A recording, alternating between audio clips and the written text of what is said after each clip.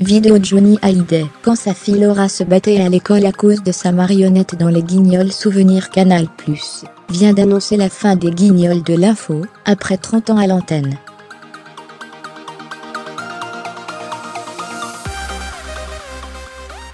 Parmi ses plus célèbres marionnettes, il y avait bien sûr celle de Johnny Hallyday.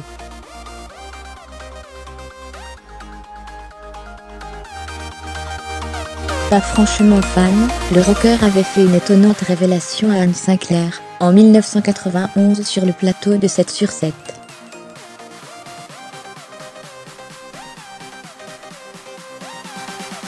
Ah que coucou!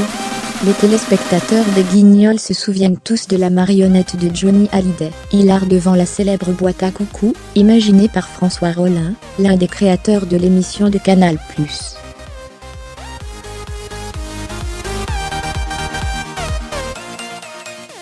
Il faut dire que dès son lancement, en 1988, le programme satirique va gentiment se payer la tête du rocker préféré des Français.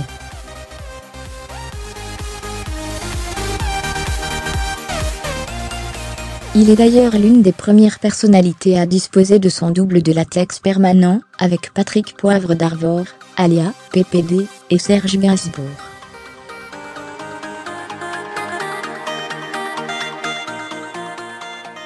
Mais cette caricature, l'idole des jeunes, la goûte à moitié. Voire pas franchement.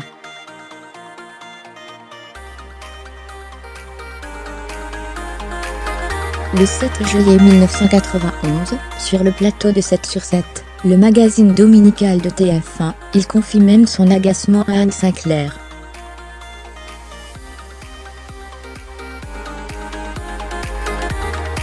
Ça me fait rire de temps en temps, mais ça ne fait pas du tout rire ma fille qui est revenue plusieurs fois de l'école disant s'être battue pour qu'on respecte l'image de son père, révèle-t-il à propos de Laura, bientôt 8 ans à l'époque.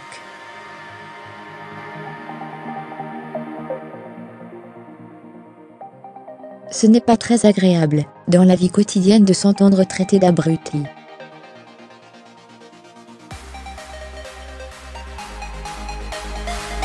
Je trouve ça un peu dur, les auteurs devraient se renouveler un petit peu, parce que je trouve ça vulgaire en plus.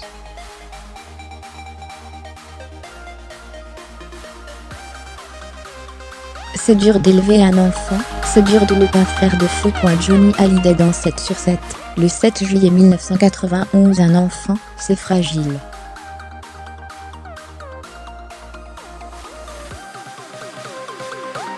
Elle est la fille d'un papa et d'une maman connue, poursuit-il, visiblement ému.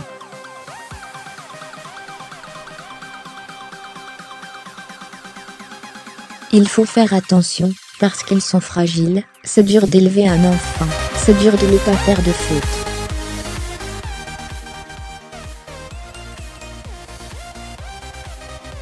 Moi j'ai été très marquée dans ma jeunesse, parce que je n'ai pas été élevée par mon père.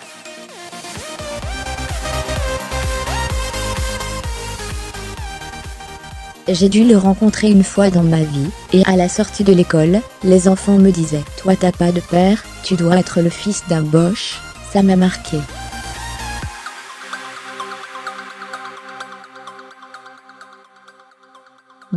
Un coup de gueule, qui n'empêchera pas les auteurs des Guignols de l'info, au contraire, de continuer à se moquer du chanteur, de son exil fiscal à l'adoption de Jade en passant par sa célèbre publicité pour une enseigne d'opticien.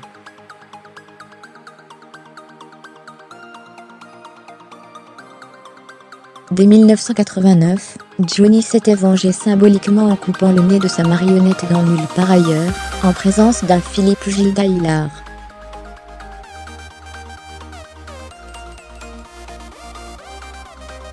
En dépit des nombreux changements en coulisses, la marionnette de Johnny Hallyday ne disparaîtra jamais longtemps du casting des Guignols.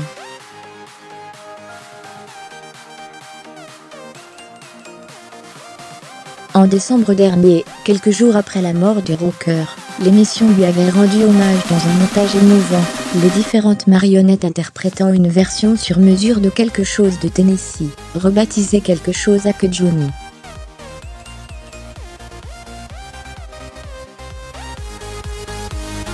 Ce vendredi 1er juin, la direction de Canal+ a confirmé l'arrêt de l'émission satirique, 30 ans après sa création.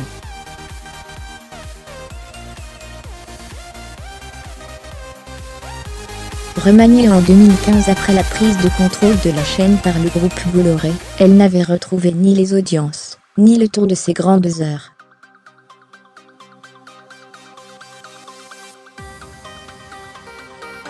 Jérôme Vermelin mis à jour, créé, tout savoir sur Johnny Hallyday, la mort d'un géant.